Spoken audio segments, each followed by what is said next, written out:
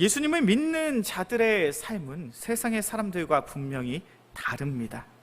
요즘 다시금 이슈가 되고 있는 가수가 있어요. 우리 남매 가수인데 악동 뮤지션이라는 가수가 있습니다. 혹시 아마도 들어보신 적이 있고 방송에서 보신 적이 있을 거예요. 남매예요. 이 남매가 가수 팀을 이루었는데 얼마나 요즘 인기가 많고 오래간만에 앨범을 냈는데 그 곡이 또 차트에서 1위를 했다라는 그러한 기사를 보게 됩니다. 이 악동 뮤지션이라는 이 가수 남매는요, 부모님이 몽골에서 선교사님으로 사역을 하시는 그런 환경 속에서 자라게 됩니다. 선교사 가정의 자녀예요. 그러다 우연히 청소년일 때, 청소년 시기를 보내고 있다가 K-팝 스타라는 이 한 방송에, 서바이벌 방송에 나오면서 이 악동 뮤지션이 1등을 하게 됩니다. 그래서 굉장히 이슈가 되었던 가수예요. 어린 청소년들이 큰 대회에 나와서 1등을 했다는 것도 굉장히 이슈였는데, 그 다음에 무엇으로 굉장히 이슈가 되었냐면 상금이 3억이었는데 그 3억을 전액 기부를 했어요. 안 놀라실 줄 알았습니다. 우리 영광교회 성도님들 이 정도 가지고 놀라지 않아요. 3억 헌금한, 3억 정도 기부한 거, 그거 그 정도 할 수 있는 일이지. 근데 그렇지가 않아요. 이 악동 뮤지션 남매의 가정이 그렇게 넉넉하거나 풍요로운 삶을 살았던 가정이 아닙니다. 이제 몽골에서 선교사역을 하다가, 부모님이 선교사역을 하다가 학비를 더 이상 지원해 줄 수 없어서 홈스쿨링을 했다라고 이야기해요. 돈이 없어서 학교를 가지 못한 겁니다. 돈이 없어서 학교를 가지 못하고 가정에서 홈스쿨링으로 공부를 하면서 시간을 보내야만 했던 그 가정에 음악 방송에서 하는 대회에 나가서 1위를 해서 3억이 생겼어요. 근데 그 3억을 다 전액 기부를 하더라는 거예요. 이것이 가능했던 이유가 어디에 있을까요? 그 물질에 대한 주인이 누구라고 생각했기 때문입니까? 하나님이 주셨다. 하나님이 나에게 주신 물질이고, 이 물질을 세상에 나보다 힘들고 어려운 사람들에게 흘려보내는 것이 마땅하다라고 생각을 한 거예요. 그래서 우승 상금 3억을 다 기부를 했다라는 그러한 기사를 보았습니다.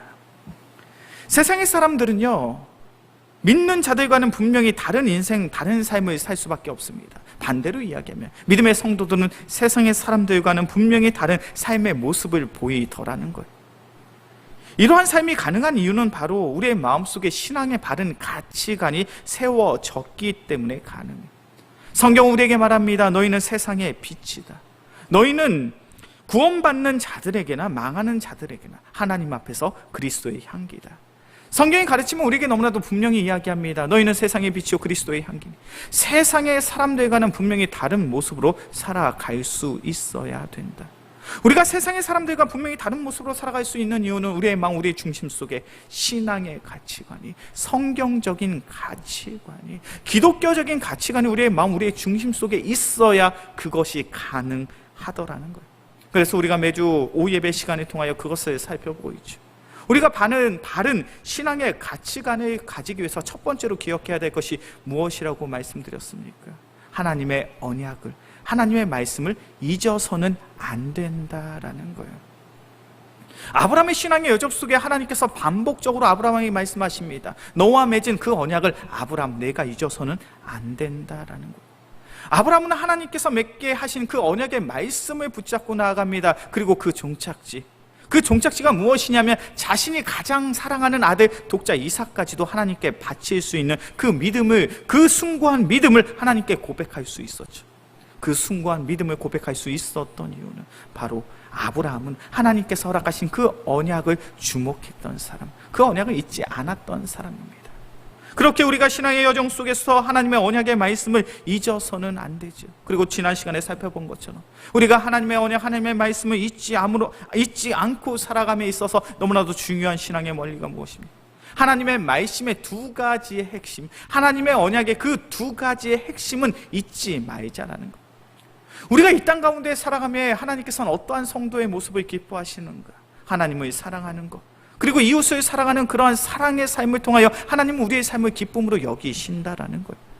그렇게 우리의 신앙의 여정 속엔 어떠한 삶의 모습이 있어야 됩니까? 우리의 예배를 통하여, 오늘의 예배를 통하여 더욱 하나님을 사랑해야 될 줄로 믿습니다.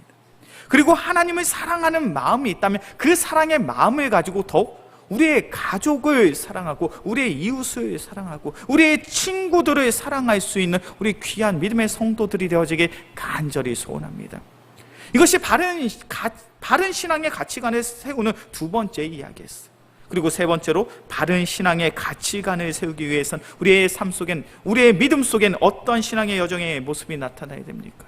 그것은 바로 믿음의 첫걸음을 내디딜 수 있어야 되다는 거예요. 우리가 잘 아는 말 중에 이런 말이 있죠. 시작이 반이다. 시작이 반이다라는 것이 어떤 의미를 가지고 있습니까? 우리가 무엇인가를 시작하는 것은 굉장히 힘든데 그것을 시작하기만 하면, 일단 시작만 하면 어찌해서 이 문제를 해결할 수 있더라. 그래서 시작이 반이라고 이야기를 하는 거예요. 그런데 우리의 신앙생활도 그러다 하더라는 거예요. 우리가 신앙생활을 시작하는 것이 너무 힘든데 어찌했던 신앙생활의 시작만 하면, 믿음의 첫걸음만 내딛게 되면 어찌 은혜 가운데 우리가 신앙의 여정을, 신앙생활을, 믿음생활을 할 수 있게 되더라는 거예요. 오늘 본문의 말씀이 바로 그러한 이야기를 하고 있습니다. 오늘 본문의 말씀 여호수아 3장 15절부터 17절까지의 말씀 다시 한번 봉독하겠습니다. 여호수아 3장 15절부터 17절까지의 말씀, 제가 한 절, 우리 성도님들이 한 절 교독해서 봅니다. 요단이 곡식 거두는 시기에는 항상 언덕에 넘치더라. 궤를 맨 자들이 요단에 이르며 궤를 맨 제사장들의 발이 물가에 잠기자.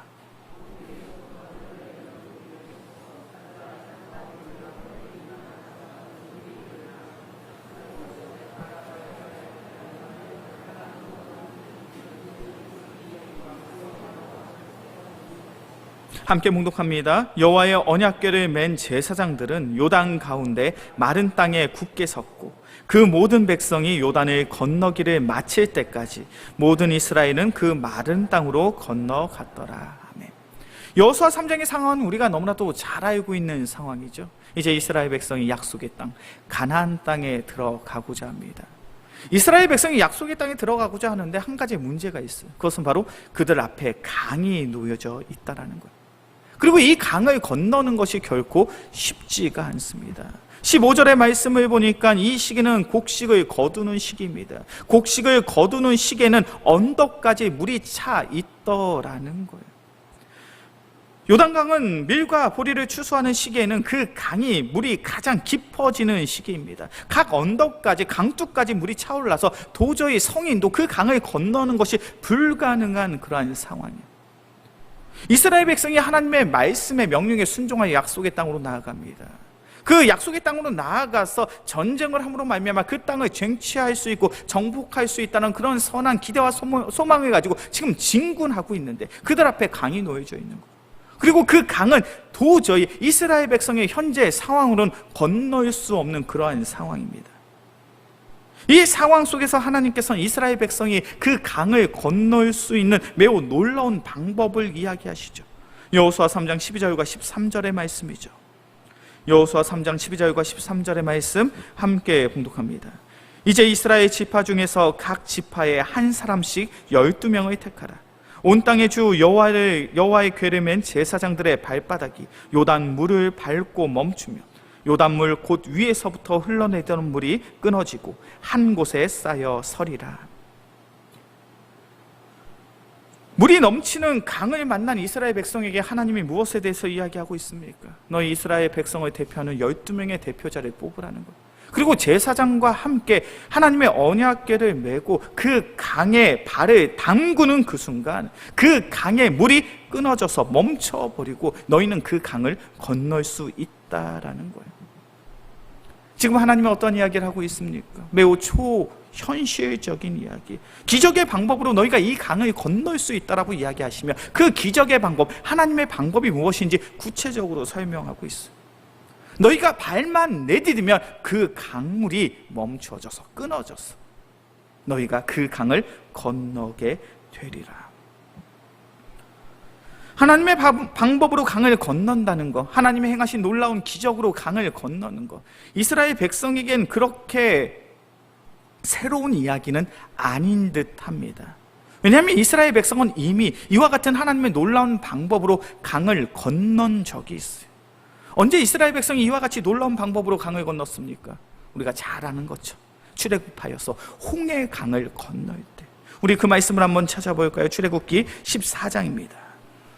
출애굽기 14장 21절부터 23절까지의 말씀,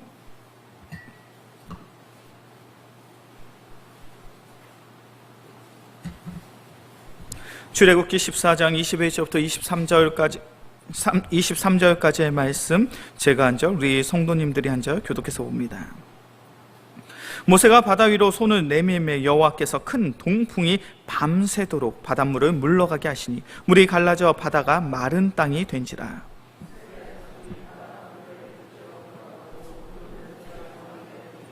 함께 봉독합니다. 애굽 사람들과 바로의 말들, 병거들과 그 마병들이 다 그들의 뒤를 추격하여 바다 가운데로 들어오는지라. 이스라엘 백성이 출애굽을 하였습니다. 애굽에서 탈출을 했어요. 그리고 하나님의 말씀 따라 진군하고 있습니다. 그런데 그들 앞에 홍해 강이 있어요. 뒤에서는 애굽의 병사들이 그들을 추격하고 있습니다. 애굽의 병사들에 의하여 곧 죽게 될 수 있는 그런 급박한 상황이에요. 그런 급박한 상황 속에서 하나님이 무엇을 이야기하십니까? 이 강을 내가 친히 갈라주겠다는 거예요. 모세가 손을 들고 기도하니 그 홍해강이 갈라지고 이스라엘 백성들은 그 강을 건너감으로 말미암아 자신의 생명을 지킬 수 있게 되었다는 거예요. 강이 갈라졌어. 그 강을 건너므로 말미암아 자신들의 생명을 지켰다라는 이 사건이 지금 이스라엘 백성이 약속의 땅 가나안 땅에 들어갈 때도 반복적으로 하나님께서 명령하고 계시는 기적이더라는 거예요. 그런데 오늘 본문의 말씀 좀 잘 살펴보셨으면 좋겠어요. 이스라엘 백성이 홍해강을 건너는 것과 이스라엘 백성이 요단강을 건너는 방법이 같은 방법입니까? 다른 방법입니까? 어떠셔요? 같은 방법이에요? 다른 방법이에요? 말씀을 보니까 출애굽기 14장에 이스라엘 백성이 홍해강을 건너는 모습과 여호수아 3장에 이스라엘 백성이 요단강을 건너는 그 모습이 같은 모습이냐 다른 모습이냐는 거, 어떠십니까? 같은 모습처럼 보여요? 다른 모습처럼 보여요? 언뜻 보면 같은 모습으로 보여지는데 자세히 읽어보면 전혀 다른 모습입니다. 이스라엘 백성이 홍해강을 건널 때는 어떠합니까? 모세가 바다 위로 손을 내밀자 그가 기도하자 큰 동풍이 불어서 그 강이 갈라지게 됩니다. 그래서 이스라엘 백성이 그 강을 건넜어요. 그런데 요단강은 어떠합니까? 여전히 그 강에는 물이 가득해요. 여전히 그 강에는 물이 가득한데 이스라엘 백성을 대표하는 12명의 지도자들과 제사장들이 그 강에 발을 담그자 그 강이 갈라지더라는 거예요. 이 두 방법의 차이가 느껴지십니까? 이스라엘 백성이 홍해강을 건널 때에는 하나님의 기적을 목격하고 그 강을 건넜어요. 그들의 눈에 하나님의 놀라운 기적이 나타났습니다. 그리고 그 기적을 목격하고 지금 따르고 있는 거예요. 그런데 약속의 땅에 들어가는 이스라엘 백성의 방법은 달라요. 여전히 그 강에 물이 가득합니다. 상황이 바뀌어지지 않았습니다. 그런데 하나님이 요구하시는 것이 무엇입니까? 믿음으로 첫 발을 내디디라는 거예요. 여전히 그 강에는 물이 가득하지만 그럼에도 불구하고 너희가 하나님의 말씀에 순종함으로 너희가 믿음의 첫걸음을 내딛게 될 때에 하나님의 기적이, 하나님의 일하심이 너의 삶 속에 나타나게 된다라는 거예요. 주님께서 원하시는 성도의 삶이 무엇입니까? 하나님의 약속의 땅을 쟁취할 수 있는 성도의 삶은 무엇입니까? 그것은 바로 믿음의 관점으로 하나님의 일하심을 바라보고 하나님의 말씀에 순종하는 삶을 살아갈 때 바로 우리의 삶 속에 하나님의 일하심이, 바로 우리의 삶 속에 하나님의 기적이 나타나게 될 줄로 믿습니다. 이것이 약속의 땅을 허락받은 참된 성도의 삶이라는 거예요. 우리가 신앙생활을 하면서 우리에게 필요한 관점이 무엇입니까? 어떠한 마음이 필요합니까? 바로 믿음의 관점이요, 믿음의 시선이 바로 우리에게 필요한 줄로 믿습니다. 그것이 참된 믿음의 성도들의 삶이더라는 거예요. 우리가 살아가는 이 세상을 살아보는데 참된 믿음의 성도는 세상의 눈으로 이 세상을 바라보는 것이 아니라 믿음의 관점으로 바라봐야 돼요. 믿음의 시선으로 바라봐야 돼요. 믿음의 관점, 믿음의 시선으로 바라보고 하나님의 일하심을 우리가 확신하고 순종할 때 바로 우리의 삶 속에 하나님의 일하심이, 하나님의 놀라운 기적이 나타나게 될 줄로 믿습니다. 그렇게 히브리서 11장의 말씀을 보면 믿음에 대해서 성경은 이렇게 말을 합니다. 믿음은 바라는 것들의 실상이요 보지 못하는 것들의 증언이라. 어떤 이야기인지 너무나 잘 알고 계시죠? 믿음은 우리가 바라는 것, 소망하는 것을 확신하는 거라는 거예요. 믿음은 우리의 눈에 보이지 않지만 그것이 사실임을 우리가 깨닫고 고백하는 것이 믿음이라는 거예요. 믿음으로 바라보면 우리의 인생이 패배자처럼 보여집니다. 믿음으로 바라보면 우리의 삶 속에 선한 것이 없는 것처럼 보여져요. 믿음의 눈을 가지지 못하면 우리의 삶이 초라해 보이고 우리의 삶이 비참해 보일 수 있습니다. 그런데 우리가 믿음의 안목을 가지고 믿음의 관점을 가지고 믿음의 시선을 가지고 우리의 인생을 바라보니 우리의 인생의 가치가 달라지더라는 거예요. 세상의 사람들과는 분명히 다른 믿음의 관점이, 믿음의 시선이 우리의 삶 속에 있어야 될 줄로 믿습니다. 이스라엘 백성이 출애굽을 했어요. 그리고 출애굽한 1세대인 이스라엘 백성이 이제 약속의 땅에 도착하게 됩니다. 12명의 정탐꾼이 가나안 땅을 정탐하고 돌아옵니다. 그리고 그들이 고백하고 있는 것이 무엇입니까? 우리가 정복해야 돼, 우리가 쟁취해야 될 그 성은 너무나도 크고 견고한 성입니다. 그곳에 있는 사람들은 안악자손입니다. 거대한 거인과도 같은 사람입니다. 우리가 그들과 비교했을 때 우리는 메뚜기처럼 작고 초라한 존재입니다. 그래서 우리는 결단코 이 성을 정복할 수 없습니다 라고 고백해요. 이스라엘 백성은 철저히 하나님의 인도하심 속에 약속의 땅에 도달하겠어요. 그런데 그들에게 믿음의 관점이 없습니다. 세상의 관점으로 자신들이 처한 상황을 바라보고 있어요. 세상의 관점으로 자신의 처한 상황을 바라보니 소망이 없더라는 거예요. 낙심되고 상심되더라는 거예요. 좌절되고 절망되더라는 거예요. 그런 마음을 가지고 하나님을 향하여 불평과 불만을 토로합니다. 우리가 이 땅에서 이제 죽게 되었구나. 우리가 이 땅에서 이렇게 비참하게 죽을 바에는 차라리 애굽 땅에 있는 것이 더욱 좋았을 텐데요. 그리고 그 결과가 무엇입니까? 우리가 잘 아는 것처럼 이스라엘 백성은 그 약속의 땅에 들어가지 못하게 돼요. 그리고 40년의 시간이 지납니다. 출애굽한 이스라엘의 2세대들, 출애굽한 이스라엘의 2세대들이 겪고 있는 상황이 무엇인지 오늘 본문의 말씀이 이야기하죠. 너희가 하나님의 말씀에 순종함으로 믿음의 첫걸음을 내딛게 됐을 때 이 요단강이 갈라지게 될 것이다.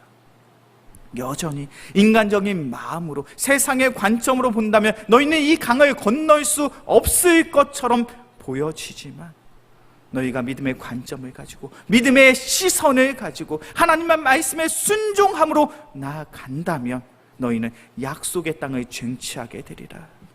그리고 이스라엘 백성이 행한 모습이 무엇입니까? 그 말씀에 순종하잖아요. 우리 영광께 귀한 성도님들, 우리의 가정이 믿음의 가정이 되어지길 소원하십니까? 우리의 삶이 하나님이 기뻐하신 참된 성도의 삶을 살아가길 원하십니까? 그렇다면 우리는 무엇을 가져야 됩니까? 믿음의 관점을 가져야 될 줄로 믿습니다.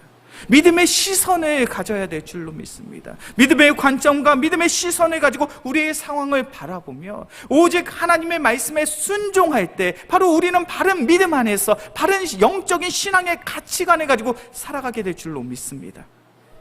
그때 우리의 삶 속에 기적이 일어나는 거예요. 그때 우리의 삶 속에 하나님의 일하심이 목격되어지는 거예요. 제가 앞서서 악동 뮤지션에 대한 그 남매에 대한 이야기 말씀드렸죠. 이 악동 뮤지션, 이 남매가 얼마나 생각이 짧은 남매였는지 몰라요. 그 부모님도 아는 것이 그렇게 많지 않으셨던 것 같아요. 그래서 제가 한 기사를 보니까 이 악동 뮤지션이 상금 3억을 받고 전액 기부한 다음에 세금 폭탄에 맞았다라는 기사를 보게 됩니다. 왜 그랬을까요? 우리나라 법이 그렇대요. 그렇게 상금을 받아도 상금에서 뭘 떼요? 세금을 떼요. 그 세금이 몇 천만 원이었대요. 근데 이 악동 뮤지션은 그런 걸 몰랐던 거예요. 어린 남매는 몰랐던 거예요. 그리고 그 부모님도 몰랐던 거예요. 그래서 상금으로 3억을 받은 다음에 상금으로 3억을 받고 그것을 다 기부를 했더니 수개월이 지난 다음에 국세청에서 세금을 내라고 몇 천만 원의 세금 통지서를 받았다는 거예요. 그래서 이야기합니다. 우리가 전에 기부한 다음에 얼마나 힘든 시간을 가졌는지 모릅니다. 우리가 그 세금 때문에 빚쟁이가 됐습니다라는 이야기를 하더라고요. 믿음의 관점으로 세상의 관점으로 본다면 이 모습이 얼마나 우매하고 어리석은 거예요. 그런데 믿음의 관점으로 믿음의 시선으로 보면 이 모습이 얼마나 아름다운 모습인지 몰라요. 이제 수년의 시간이 지났습니다. 이 악동 뮤지션은 우리나라를 대표하는 참으로 귀한 그룹으로 세워지게 돼요.